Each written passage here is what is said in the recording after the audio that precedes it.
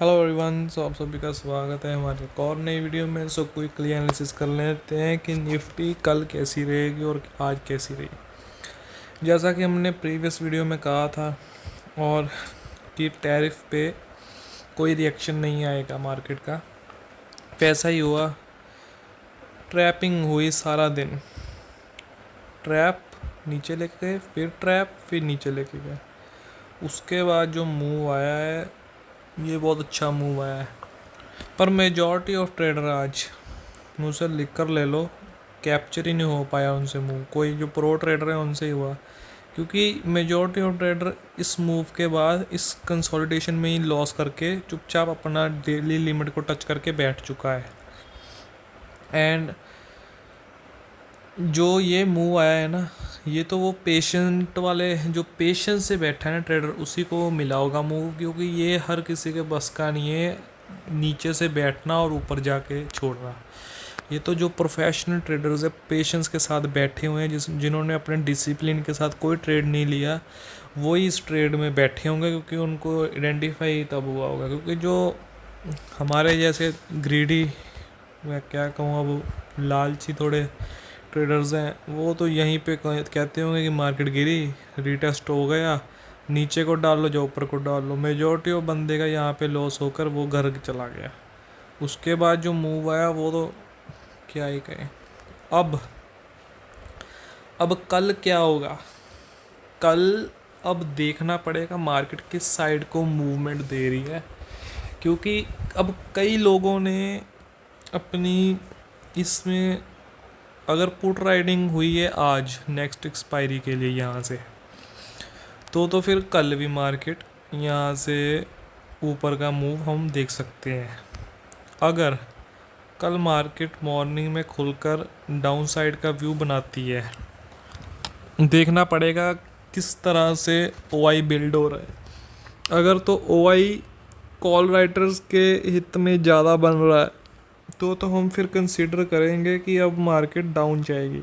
अगर OI put writers के हित में ज़्यादा बन रहा है, मार्केट में हम ऑप्शन चेन में देख पा रहे हैं कि पुट राइटर्स का ओआई बहुत ज़्यादा है, तो उस केस में हम फिर ऊपर की ट्रेड प्लान करेंगे एक रीटेस्ट के बाद।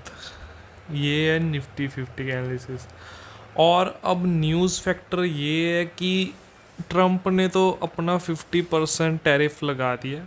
वो कल से नहीं लगेगा, परसों से नहीं लगेगा, उसकी एक प्री फिक्स्ड डेट है 27 अगस्त।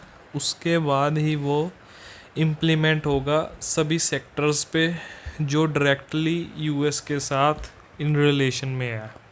ज़्यादातर फार्मा सेक्टर को इम्पेक्ट पड़ेगा, क्योंकि बहुत ज़्यादा जो मेडिसिन्स है वो इंडिया से ही जाती है यूएसए में, तो उस सेक्टर को सबसे ज़्यादा होगा खतरा क्या, सबसे ज़्यादा लॉस ही उसका है, क्योंकि अब उसकी मेडिसिन्स पर 50% टैरिफ लगेगा।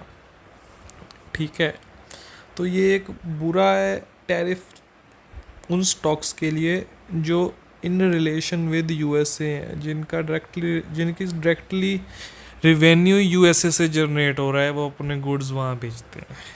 तो कोई बात नहीं, देखते हैं अब कैसा होता है। तो निफ्टी में तो अब यही है कि अब कल का कल ही देखेंगे, क्योंकि अभी तो कुछ हम आइडेंटिफाई नहीं कर सकते।